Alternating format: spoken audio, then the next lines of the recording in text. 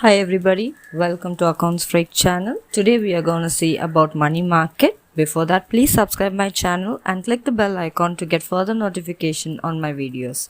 Let's get started. What you see in the picture is a vegetable market. Similarly, money market is a market purely for short-term funds. So short-term funds mean any funds or securities or assets whose maturity period is less than a year or doesn't exceed 1 year. Some examples of the financial instruments dealt in a money market will be treasury bills, commercial bills, certificate of deposits, government securities, etc. Let's look into the definition of money market, which is given by Crowther. The money market is a collective name given to the various firms and institutions that deals in various grades of near money. Here, near money in the sense assets which can be readily converted into cash. That is similar to the example of an ice melting into water. So, assets are compared to ice and cash is compared to water. So, asset melt into water. Asset convert into cash. Let's look into the objectives of money market. The first point being money market acts as an equilibrium, ironing out the short-term surplus and the short-term deficits. Secondly, it provides a focal point for the central bank intervention for influencing liquidity in the company. Thirdly, it provides access to users of short-term money who are in requirement of short-term money at a reasonable price. Now let's look into the characteristics of a money market. First point is short-term funds. So it is clearly a market which is purely for short-term funds only. Second point, maturity period. So in this market, any financial asset dealt with will be having a maturity period only up to 1 year. Third point is conversion of cash. So it deals with only those assets which can be easily converted into cash without any extra transaction cost. Fourthly, no formal place. So generally there is no formal place of operation for a money market. So transactions take place through phone, oral or other means of communications. Fifth point, sub-market. It is not a single market. It has various sub-market. It is not about subdivision but only about sub-markets like call market, market, acceptance market, bill market, etc. The sixth point is role of market. So the central bank and the commercial bank play the important role in a money market. Seventh point, highly organized banking system. Since the central bank and the commercial bank are involved and are the major components of money market, the commercial bank acts as a vital link for the central bank and the other various segments of the money market. Therefore, there is a highly organized banking system in a money market. 8th point, existence of a secondary market.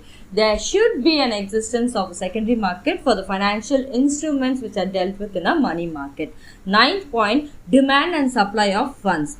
Here also there should be a large demand and supply of short-term funds in the money market. 10th point, wholesale market. Wholesale means which deals with large amount of quantities and large sale. So it is a wholesale market and the volume of funds or financial assets which is dealt in a money market is large. Then 11th point, flexibility. So the money market is very flexible in its operation. Therefore, it keeps on introducing new instruments. 12th point is presence of a central bank. So the central bank helps the money market in keeping their cash reserves and helps them in accommodating financial difficulties. It also absorbs the surplus cash during the off seasons of the money market and provides additional liquidity for the assets in the busy seasons.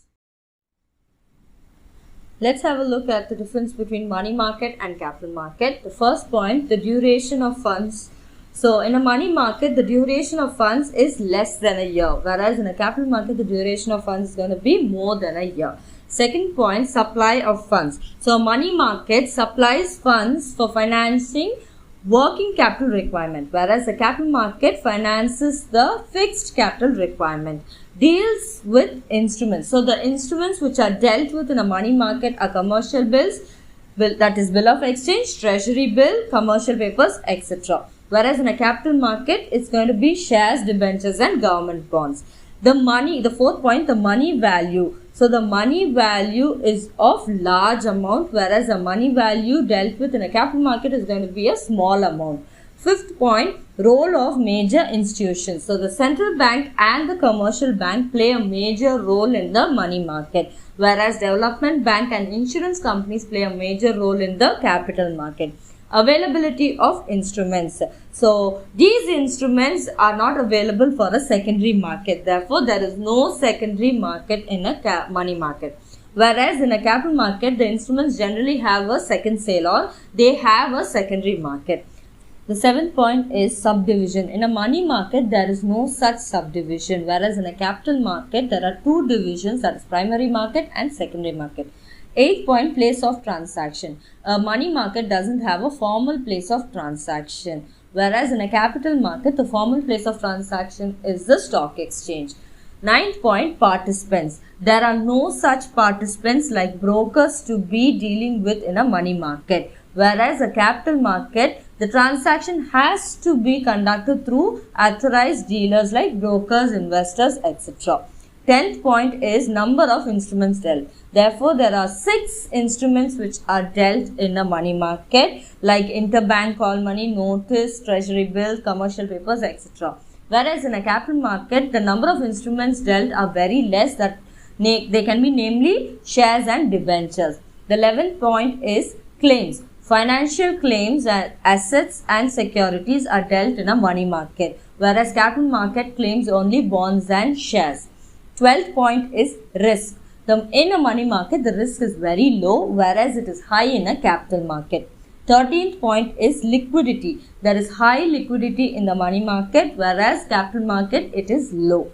14th point, price discovery. There is no price discovery mechanism in a money market, whereas capital market there is a price discovery mechanism. 15th point, regulator. The central bank acts as a regulator for the money market, whereas the SEBI, apart from the central bank, the SEBI acts as a regulator. The 16th point is underwriting. Underwriting is not a primary function, whereas in a capital market, underwriting is the primary function. 17th point, dominant institution. So in a money market, the commercial bank is going to be the dominant institution, whereas in a capital market, non-banking financial companies and special financial institutions play a dominant role. Hope you like this video about money market. Before going, please do subscribe for my channel. Meet you in the next video. Until then, thank you. Bye-bye.